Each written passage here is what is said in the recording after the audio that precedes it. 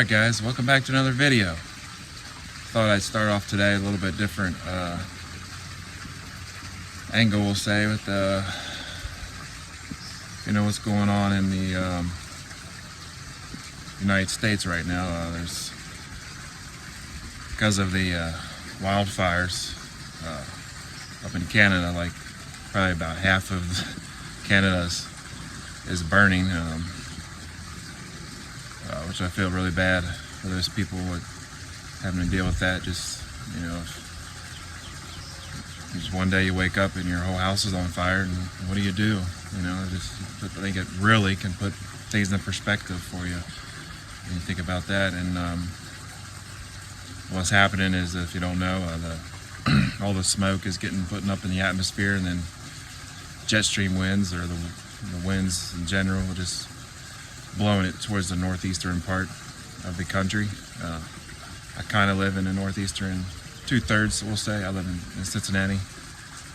And we're getting some of the smog from it, just the haze, whatever you want to call it. But some of the things you'll see that I've seen on TV, just New York City and Philadelphia up in the northern east. It's just like, wow, like doomsday stuff. It's just, wow. I just wanted to say that, really put things in perspective. Something like that going on in the world that you have no control of, and clearly, you can't get the fires out. You're at the mercy of Mother Nature, with which way the wind's blowing for that day. I just feel bad for those people having to deal with that. Canada is a very unnormal area to get wildfires like this. In North America, especially in the United States, I know it's out west, closer to the desert area in California, and they usually get it quite a bit. But just the thing is, when you get it in an unusual area, they have vegetation that grows every year, so there's a lot more vegetation that can be burnt, and so therefore the wildfires will keep burning and be worse until everything's burnt out. So that's why I feel like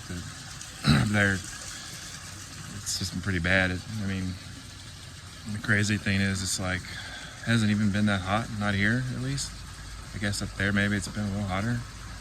It's really just like, say, it's been in the 70s and 80s every day. We've had a whole lack of rain in the whole country in general. Not a lot of rain going around already. Summer just started, but I don't know. We're in an El Nino now weather pattern, so I guess that usually brings more extremes. But I just wanted to put some thoughts on here before we start talking about the coy air. A little bit earlier in the day, so it's a little bit more glare on the pond, but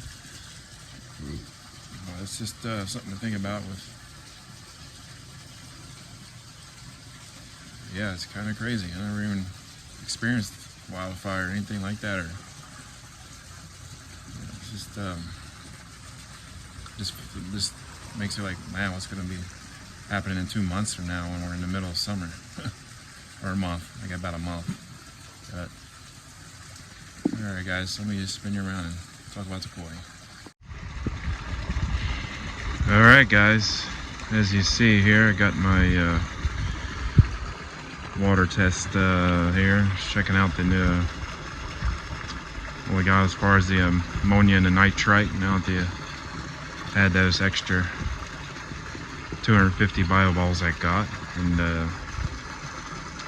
I didn't put it on camera a couple of weeks ago. I think it's been 2 weeks or so when I got those, but as you can see, I've got, a little bit of the nitrites have gone up, so like they're up, you can see that they're pretty high. Give that, the purple is so hard to tell. I'm thinking that's about in between 2 and a 5, which is sky high, but the ammonia's came down. It's, you can see it there, it's barely like a point, again 0.5, 0.50, might even be 0.25. I'd say about a 0.4 it's the other day, it was about a week ago, it was at 2.0. So we are converting ammonia to nitrite now. The nitrite, hopefully next time at this week, we convert it to nitrate, because it takes, a nitrogen cycle, it takes some time. So one other thing I do like is my pH is pretty low. I'd say 6.8, 6.8, and lower your pH. I don't want to get to like 6.4 level or anything like that, but lower your pH, the less toxic ammonia is to fish. And I would also believe that true for the nitrites. So anyway, I just wanted to show you some of my Volver values. So I just tell me how often you guys check your water. I do it once a week, right before my weekly water change. So here in just a bit, I'm gonna do my weekly water change, and that way I don't, because one key to help maybe with the nitrites and nitrates, in this case nitrites, of course, is water dilution.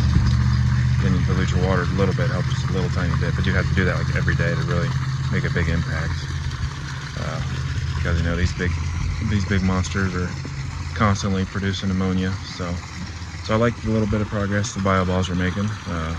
Yeah, especially because it's only been about 2 weeks. Yeah, let's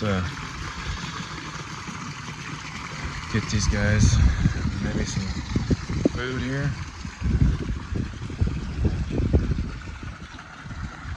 There we go. Give us a little bit better. Yeah, you can see better over here. Better view of them right over here. Beautiful Kohaku. Actually, call him Sunny.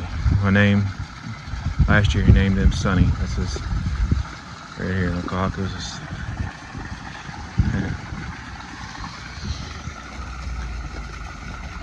Give these guys some food. There he goes. Okay.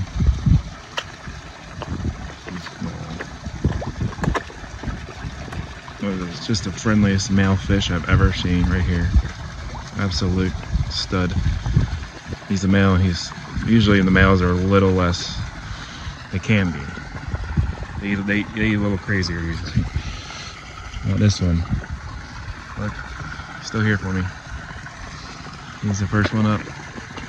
He's just, okay, Pittsburgh. There's a big boy. Where's Chegg at? There's my lemon. Deutsch lemon Harawaki. He's doing great. They're all doing great. Tancho, Sankey, Spot, named him Spot. Sorry. All the neighborhood kids love coming over here and hand feeding them. All the kids love it.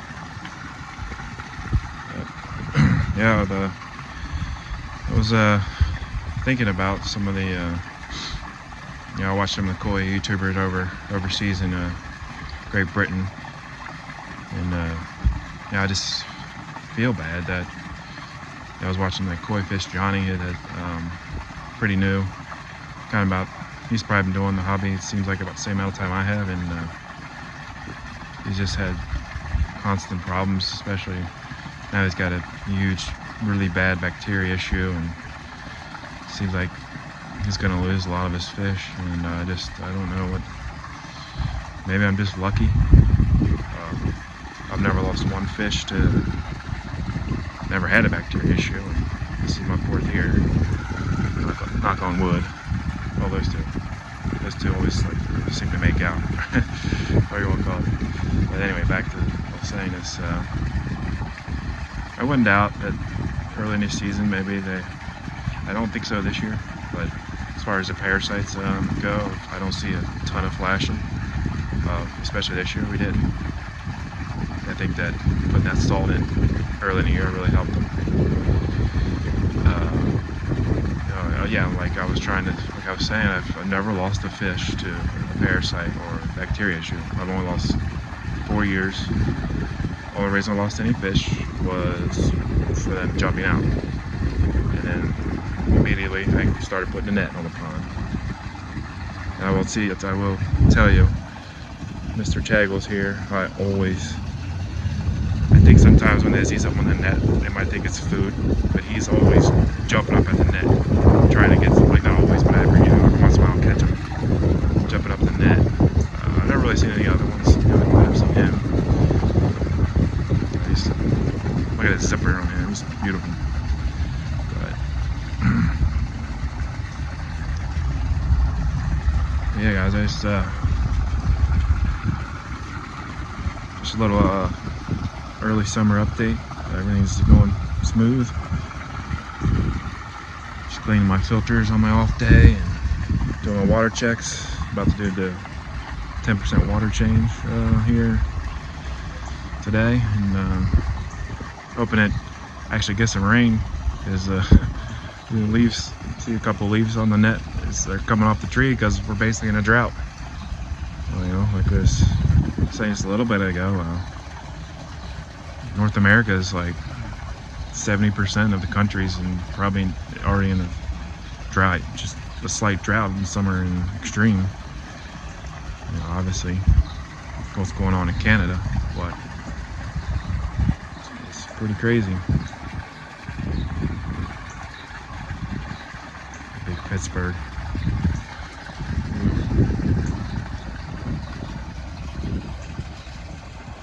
So I was looking at my water clarity. It's getting a little bit cloudy, a little bit. This one, your thoughts. I can't afford like upgrade my filter.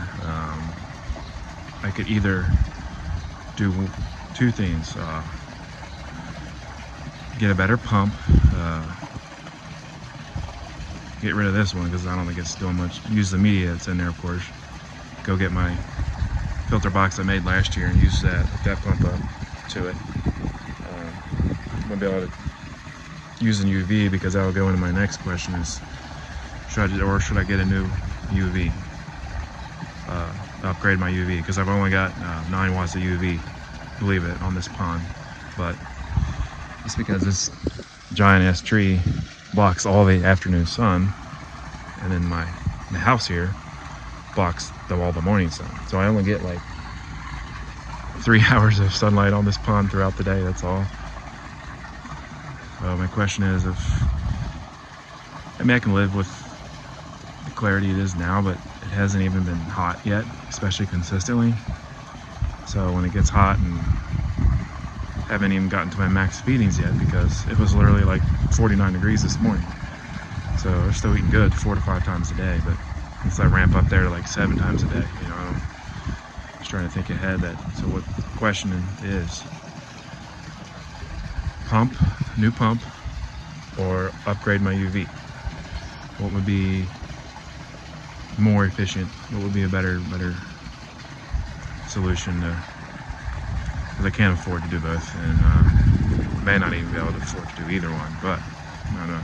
Just think about it for a week or two, or however long it takes.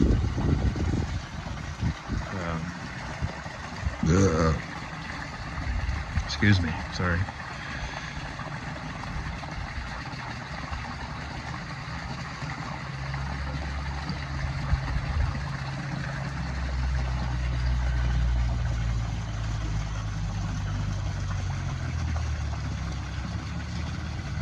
There's the OG, my butterfly koi. I've had him the longest. He's not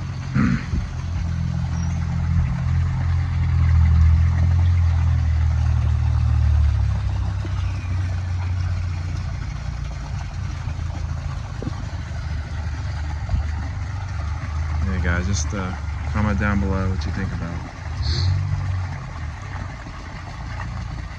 the pump or new UV. Upgrade my UV. I'm thinking a pump would probably be, because I don't get a lot of sunlight on here. I've got a couple of sucker fish that you see in here. I've had that one. Had that one about 3 years. So just something I was thinking about. Fish are doing fine, you know, either way. A little bit of algae or cloudy water ain't gonna kill them, but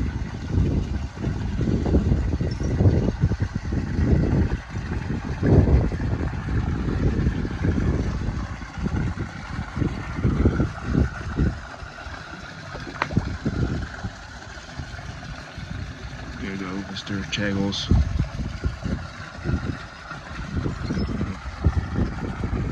Yeah, the water temperature is at like 17 Celsius today.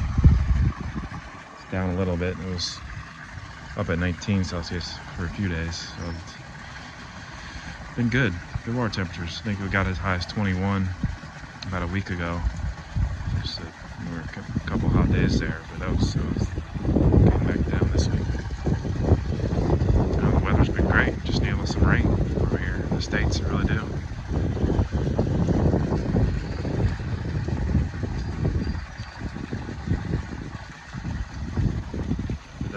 Appreciate you guys subscribing. Please subscribe more to help get out knowledge on the hobby and enjoy our hobby and spread the word of what we're doing and see what other people think and help each other out. That's what the world is supposed to be about. So.